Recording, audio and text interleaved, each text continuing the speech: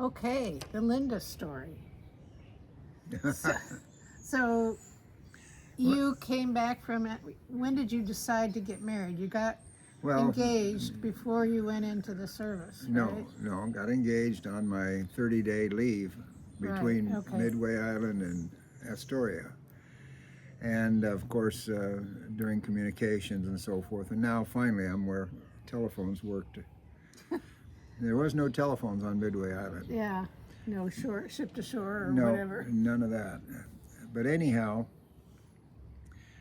we had the wedding all set up and so forth. And shortly after school started, we got married, which was right at the end of August. First part, at the end of August. You got married in a church. Was it a big wedding? Yeah, for the time it was, there was maybe 400 people. Jeez, yeah, I guess. Oh my gosh. Yeah, well, Linda's was active and part of that church from as a little girl. In fact, her grandparents and her parents and everybody was still active through that. So What church? this was Glendale Methodist, First Methodist Church in Glendale. And so we pretty much, Linda's mom and her friends put together the reception at the hall downstairs, or in the group meeting hall there at the church. And then, What was that like, the reception? Was well, it cake and plate? Oh, was it buffet? yeah, or just buffet and little simple. sandwiches or steak and lobster? No. It was just munching food, walk around food. Wasn't a sit down.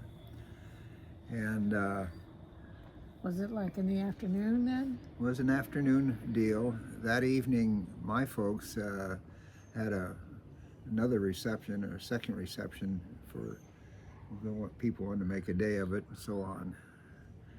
And that's when I found out that my best man, when I went to go get into my car with the hood missing and so forth, he says, "You're not going to be able to drive that." And this was in '61, and he had a '59 Chevy convertible, red. Nice. Oh, Yeah, red. Oh boy. So anyhow, my best man says, "You're not going to drive that on your honeymoon," and he handed me his keys just like that. What a great guy. Oh, yeah. Anyhow, What was his name? Al Couvillon. Oh, okay. And Is he still around? no, he passed.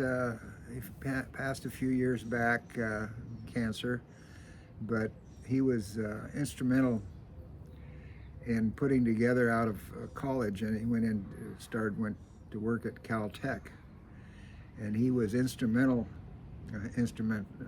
He actually headed up the instrumentation team on Voyager 1, which to this day is still flying out in space. It's the furthest man-made object in space at this point. But So a real rocket scientist. and then he ultimately ended up in several different things. He went to the University of Utah to get in on the medical, because Utah has that did some of the first transplants on cows and so forth. Again, you got to understand, this is 61, 62, 63. Yeah. And ultimately, he ended up in Massachusetts, and he and a couple of his friends put together a company and started doing biomedical research, and also Development of devices and stuff. devices and for operating rooms and so forth. And it's called Boston Scientific. You may have heard of it. But Okay, let's get back to Linda. You guys got married, and Yep. then did you have a honeymoon? Oh yeah. What was that like? Well, it's a big deal, you know. Mom found us a little, at that time, a little cabin we would call a B&B today, Airbnb, but it was just a little cabin up in the little town of Blue Jay, a friend of a friend. So she said, got that for a week for us. Is And that up by Big Bear? Or? it's between Lake Arrowhead and Big Bear. So we ended up there. We spent our honeymoon at... You got married in the end of August? Yes. Okay. So we spent our honeymoon at the Plush Horse Inn in Redondo Beach. That was your first night? That was the honeymoon. That's where the honeymoon started, yeah. But you didn't spend the whole week there. You Oh, went no. up to Blue Jay. No, and then we went up to Blue Jay. Okay. But ride the chairlift and drive around the lake and things like that. You mean you got out of bed? You were there a whole week? You got out of bed once in a while? Well, you know what they say. A man has, well, I forget that. That's What do they probably say? not. That's probably not a very good joke to be telling. Well, you got to show your true personality. Well, you can here. edit it out. It says one man. It says, "Man have sex for 7 days, make one whole week." Right. Uh-huh. Were you both virgins when you got married? No, Neither of you were? no, Okay. no. That's all we'll say about that. Enough said. Enough said. Well, I mean, But so how much longer after your honeymoon was Gary Lynn born? 8.5 months. You didn't even have to try hard. No, there was no trying. Well, I guess there was practicing. Uh-huh. But yeah, and Gary was born. So anyhow, So you got this job for the summer, and then you guys were living in an apartment, and then you moved up to Lancaster right, to do the job. right. Well, by this time, Gary Lynn was born because she was born in April, the end of April. So that would be Oh, so you'd been in school that whole year. right. So I was in school from, well, just After you before got married. we got married, down into June of that year. Okay. Gary Lynn was born in April. And then came the summer, and I wanted to get summer work with a division of highways or something that would pay decent while anyhow, they hired me. I sent me up to, we moved up to Palmdale, lived in Palmdale, rented a house up there. Nice little 3-bedroom house, no, 2-bedroom house. We paid, I think, about $50 a month there. And Those were the days. it was a good job, and I was able to, in the 3 months, move up a full step in my rating, which increased my pay. You know that. As soon as you start having money in your pocket, it's awful hard to go back to school again. Yeah. Went back to Glendale College part-time, or not Glendale College, excuse me, we're in Antelope Valley. I went back to college. I was up there at Antelope Valley College, and I took one more semester, but even limited sessions. It was working 8-9 hour days and commuting back and forth to the field. Plus, you had a baby at home. Plus I had a baby Your at wife home and so baby. forth, and so I said, no, just school became an afterthought at that point. Because you were needing it to get a good job. You already had a good job. Well, I had a good,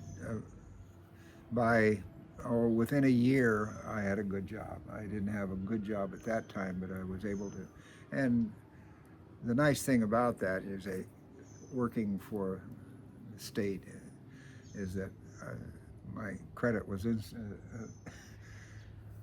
good at any time. I mean, we started buying things that we really... Borrow money.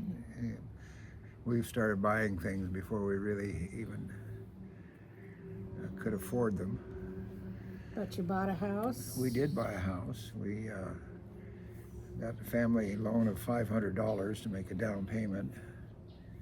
And at that point, that was just about 1 month's salary, so I didn't worry about that too much. Had a 3-bedroom, 2-bath house. This is still in Palmdale, yeah. Yeah, and decent job, and had to come up with $72 a month house payment. So that was, you know. And did you have a new car? I didn't at that time, but again, having good credit and everything else, that was a couple months later in '64. By this time, well, that's 2 years, 3 years, 2 years from the time I'd moved up there. 1 year went by, we bought the house. The second year we were there, we got a new car and drove the wheels off of it. Got rid of the Deermobile. You never did put a hood on it? No, I never did have a hood on it. And so you were in Palmdale when Jill was born? Yeah, Jill and Angie were both born when we were there. They were both born in Lancaster. They had the only full service hospital there. Ah, okay. But and you were working full time. oh yeah. I've heard you say that you feel like you didn't spend enough time with your kids when they were young. Was this that time, or was that later in your career? Actually, it started soon after we got to Palmdale, because the guys on the survey, that we had 3 survey crews doing on the freeway, and the 3 survey crews all worked together. You know, they went out and did their jobs and so forth, but we had the same boss, and we met up and this and that, and all young families and kids, many of them the same age group as ours. So we did a lot of things together, and Well, that's nice. yeah, it was. And we'd go fishing in the afternoons. We still could go over to a Little Rock Reservoir and go fishing, take the kids. They were little then still. Angie was only, well, she was born in '66, so this was before she was born and then after she was born, so that's how little she was. But the other things that we did, or I did, was the guys were into deer hunting as well. And deer hunting, naturally, taking kids and the family and so forth, there's really not much at that point. I did take Jill hunting with us one time, but that was more for the getting out and tromping around the woods and the mountains anyhow. But I also, during that time, did a lot of weekend work. I started picking up friends. One of our friends was a director at the Palmdale Irrigation District. He was a civil engineer. And he went ahead and started his own business, and he wanted me to do his surveying for him.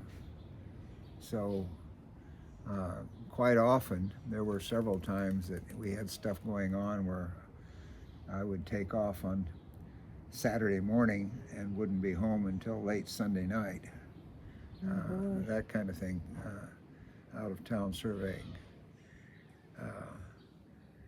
And then it was even during the weekends and so forth. There was a lot of weekends that I worked out from home, Saturday and Sunday. And so in that regard,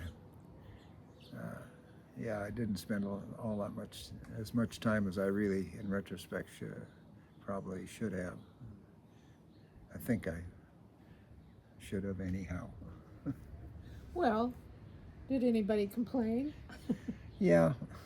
Uh-huh. Yeah, of course, Linda she wasn't working at this time, but yeah, with 3 little ones at home. with 3 little ones, no. But she did say, many times, and of course, at that time, I'm looking at, but we got to pay the bills, and we got to go here and go there. and the job that I had was very fortunate that I could always work weekends in and out, and I could take my vacation one day at a time and that kind of thing. So we didn't suffer as far as not going places. I mean, we ended up going to the Havasu a couple, 3 times a year, and then with a couple of the other guys that were survey crews, friends there, we went, and 3 of us bought a boat, a fishing and skiing boat. So then we were doing a lot of fishing weekend. With the family? With the family, and, quote, as you would without the family as well, you know, if we were going offshore, that kind of thing. Uh-huh. But the... Boy, you had a gem of a wife. Oh, I did. Lucky. Lucky. Yeah. I got a gem of a wife now, too. I was at that age, as Linda was as a young mother. When I was that age, I was a mess. I would have been crying and yelling and screaming. I had a lot of hormonal issues. I would have not been a happy camper if I'd been home with 3 kids doing it all myself. So you had a gem for sure. We had a fortunate time, is that where we grew up, there were young families there in Palmdale. And then when we finally moved out of Palmdale into Leona Valley, by this time, the 2 older girls were already in full school, and Angie was getting ready to go to school. And that little local school was just a half a block away, and it was just, the neighborhood was that way. You never worried about where your kids were. Yeah. The kids, You knew everybody. Yeah, we had just barely an acre of land, enough for a little pony in the backyard, and a few ducks and a few chickens and some rabbits and that kind of stuff. So it was you never had to worry about where the kids were or anything else. And there were things to keep the kids busy. Oh, sure. Yeah. Interested. So that's good. And yeah, it was. And your family, was her mother nearby? No. I mean, you know, as it turned out, both families, my folks and her folks, both, they still lived in Glendale. My folks still lived in Highland Park. They were about an hour and a half away, so we would go there. We would see them. We could drive down and spend the day and still come home that night and so on a regular basis, any kind of family get-together. And a lot of family get-togethers and that type of thing. Did the kids spend time at Grandma's? Kind of thing, you know, like overnight while you guys, not you too and Linda much. took off? Or Yeah, anything? not too much at that point. As they got older and they got into school and so forth, they were able to stay with Grandma and Grandpa and Uncle and Auntie. So we did a lot of trips that way while leaving the kids at home. But the kids, that's what brought us back into the boat, because the boat, we were able to go ahead and do trips with the kids, and we didn't have to do much traveling without them. We had kids and a dog.